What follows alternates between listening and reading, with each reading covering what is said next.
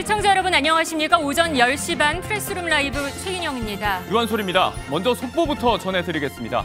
한덕수 대통령 권한대행은 마은혁 헌법재판관 후보자를 임명했습니다. 마용주 대법관 후보자 역시 대법관으로 임명했습니다. 열흘 뒤 임기가 종료되는 문형배 이미선 헌법재판관의 후임자로 이완규 법제처장과 함성훈 서울고등법원 부장판사를 지명했습니다. 이 소식은 잠시 후 전해드리고요. 먼저 오늘의 뉴스 네컷입니다.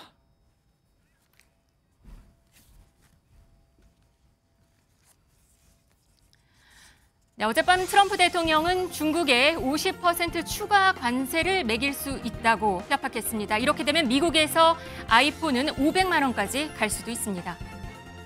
청와대 민간 개방, 올봄이 마지막이 될까요? 윤 전 대통령 관저 퇴거도 자꾸만 미뤄지고 있습니다. 조기에 대해선 일자가 6월 3일로 확정됐습니다. 이렇게 되면 임시 공휴일로 지정됩니다. 학시!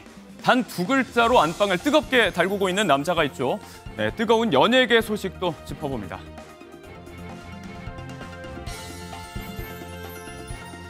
경제 소식부터 전해드리겠습니다. 미국의 관세 부과에 맞불 관세로 응수한 중국에 대해서 오늘 새벽 트럼프 대통령은 중국에 50% 더 관세하겠다고 선포했습니다. 결말을 예측하기 힘든 관세 전쟁이 이어지면서 뉴욕 증시는 그야말로 롤러코스터 장세였습니다. 이상엽 기자가 보도합니다. 트럼프 미국 대통령이 자신의 SNS 계정에 중국에 대한 추가 관세를 예고하는 게시물을 올렸습니다. 트럼프 대통령은 중국이 지난 4일 발표한 34% 대미보복 관세를 미국 현지 시각으로 8일까지 철회하지 않으면 50% 추가 관세를 부과하겠다고 밝혔습니다. 실제로 중국에 50% 관세가 부과된다면 이미 부과한 20% 관세에 9일부터 부과되는 34% 관세까지 더해 모두 104%의 관세가 부과됩니다. 중국을 겨냥한 트럼프 대통령은 다른 국가들을 상대로는 관세 협상을 시작하겠다고 밝혔습니다. 다른 국가들의 협상 여지를 남기면서 동시에 중국처럼 보복에 나서지 말라는 뜻을 전한 셈입니다. 하지만 관세 정책에 대한 불확실성은 더 커지는 모습입니다. 90일간 관세 일시 중단을 검토한다는 보도까지 나왔는데 트럼프 대통령은 관세 유예서를 검토하고 있지 않다며 가짜뉴스라고 일축했습니다. 커지는 경제 불확실성 속에 유럽 증시는 폭락했습니다. 유럽 대형주 지수인 유로스톡스 50은 전날에 비해 약 4.6% 떨어진 4,656.41포인트에 마감했습니다. 범유럽 지수인 유로스톡스 600도 4.5% 폭락한 474.01포인트로 마감하며 지난해 1월 이후 최저치를 기록했습니다. 미국 3대 증시 지수도 관세 유예설이 돌자 올랐다가 가짜뉴스라는 트럼프 해명에 하락하는 등 롤러코스터 장세를 보였습니다.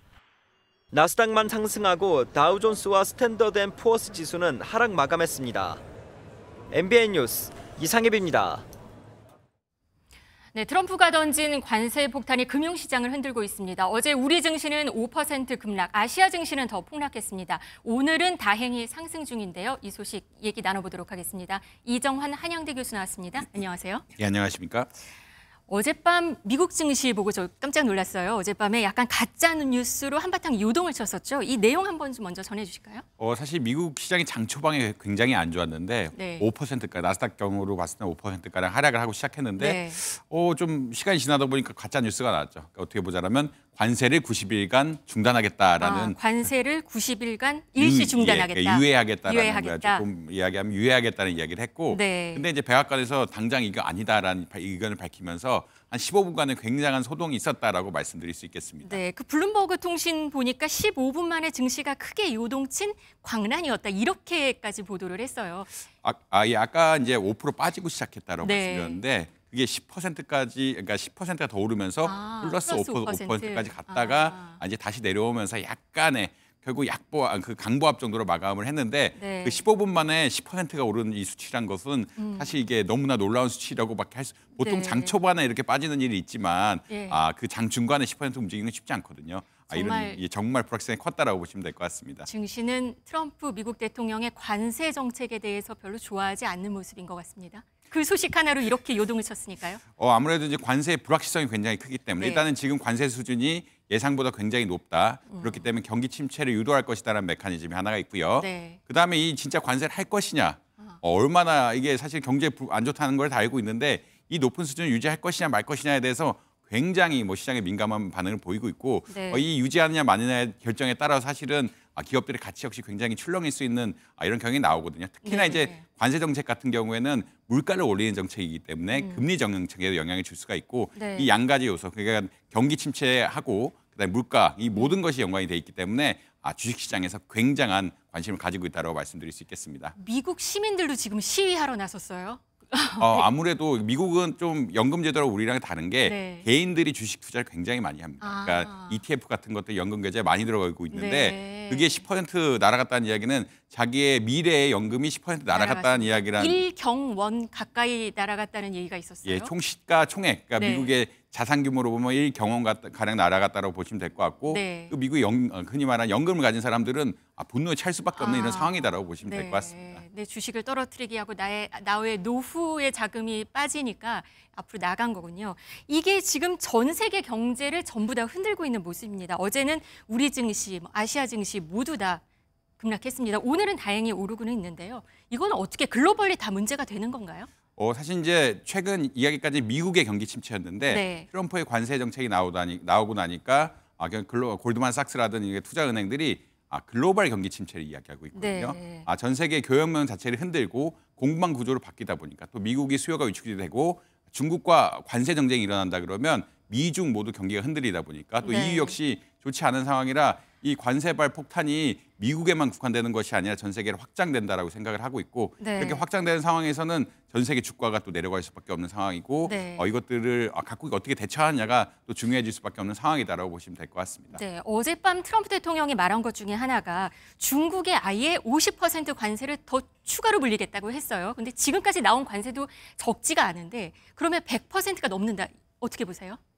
사실 이제 중국이 보복 관세를 해서 그러니까 네. 미국이 상호 관세를 하면서 중국의 34%를 어떻게 관세를 부과하겠다라고 이야기하니까 네. 중국도 우리도 34% 부과하고 추가해서 흔히 말하는 희소 광물, 그러니까 반도체 만드는 데 중요한 광물들을 공급 안 하겠다라고 이야기해버렸거든요. 그러니까 네. 이제 미국도 역시 더, 또 강드라이브를 가서 더 세게 50% 가겠다라고 이야기하고 있는 거고 네. 일종의 사실 중국과 미국은 어떻게 보면은 지금 전 세계 양 강대국이기 때문에 또 패권 경쟁을 하고 있기 때문에 쉽사리 물러날 상황은 아닌 것 같다. 한쪽이 관세를 물리면 다른 쪽도 관세를 물리는 관세 보복이 굉장히 우려가 되고 있고 네. 그렇기 때문에 글로벌 시장에서도 이렇게 트럼프가 시작한 관세 전쟁이 전 세계로 퍼지면서 어떻게 보면 글로벌 불황을 일으킬 것이 아니냐라는 우려가 굉장히 심각하다라고 이해하시면 될 것 같습니다. 네, 글로벌 불안도 심각하지만 지금 미국에서도 아까 말씀하신 결국은 인플레를 만들기 때문에 우려스럽다. 미국 소비자들이 들고 일어났다. 이 말씀하셨잖아요. 보니까 미국에서 파는 아이폰이 500만 원까지 갈 수 있다는 얘기가 있어요. 이렇게 관세가 붙어지면은. 지금 관세 지금 수준에서 미국의 아이폰 최고 좋은 품목 네. 같은 경우는 거의 한 200만 원 정도 한다고 이야기를 하고 있습니다. 네. 200만 원 좀 넘는 수준인데 네. 200만, 300만 이런 가는 수준인데 이것이 관세가 100%가 붙게 된다고 하면은 아무래도 500만 원까지 가지 않느냐. 그러니까 특히나 애플 같은 경우에는 중국에 굉장히 많은 의존을 하고 있고요. 네. 중국에 굉장히 많은 의존을 하고 있다는 이야기는 어떤 거냐면 중국에 관세가 붙으면 붙을수록 미국 시민들이 사는 어떤 아이폰의 가격이 굉장히 많이 올라갈 수 있다라고 보시면 될 것 같습니다. 그래서 지금 잠깐 그래픽에 나왔는데 네. 230만 원에서 500만 원까지가 500만 100% 붙으면 500만 원까지 충분히 갈 수 있다는 이야기고 특히나 이 관점의 핵심은 미국과 중국은 관세 전쟁을 할 것이다. 미국이 올리면 중국도 올리고 네. 중국이 올리면 미국도 다시 올리는 이런 관세 전쟁을 할 것이다. 우리가 좀 깔려 있다라는 그런 보고라고 보시면 될 것 같습니다. 우리나라도 지금 걱정이에요. 미국과 중국이 사실 껴있는 상황이고 우리나라는 지금 대통령이 없는 상황이고 60일간 더 진행돼야 되는 건데 오늘 정인교 통상교섭본부장이 미국으로 떠나요. 우리나라는 지금 앞으로 어떻게 될까요? 사실 우리나라 이제 전략 자체는 좀 천천히 가는 전략을 해야 된다. 아무래도 첫 번째 이슈는 정치적으로 리더십이 없는 것들이 하나가 있고 결정을 조금 미뤄야 되는 상황들이 있고요. 최근에 이제 베트남이 한번 자기네 관세를 내리겠다라고 이야기했는데 네. 미국이 또 시큰둥한 반응을 보였거든요. 그런 이야기는 어떤 거냐면 자기네들 우리가 가진 패라고 이야기하죠. 우리가 줄 것들을 자꾸 보여주면 보여줄수록 미국들이 이렇게 많은 것이 있네 하면서 초반에는 잘 안 내려줄 것 같다라는 의견들이 많고 다른 나라의 답안지도 좀 보면서 해야 된다. 아마 이런 장기적인 관점을 가지고 우리가 줄 것들이 어떤 거 있는지 하나씩 본부장님도 가서 이야기하지 않을까라는 추론들이 많다. 미국의 받을 것들은 제공을 해야 되는데 네. 그것들을 조금씩 제시하면서 우리가 가질 수 있는 부분들 그리고 다른 나라와의 어떤 관계들, 우리 협력 관계들 같은 것들 구축하고 흔히 말하는 다반지라고 이야기하죠. 네. 다반지를 좀 보면서 우리도 관세에 대응하지 않을까 이렇게 생각을 하고 있습니다. 네, 경제 충격도 잘 버텨야 될 것 같습니다. 지금까지 이정환 교수였습니다. 고맙습니다.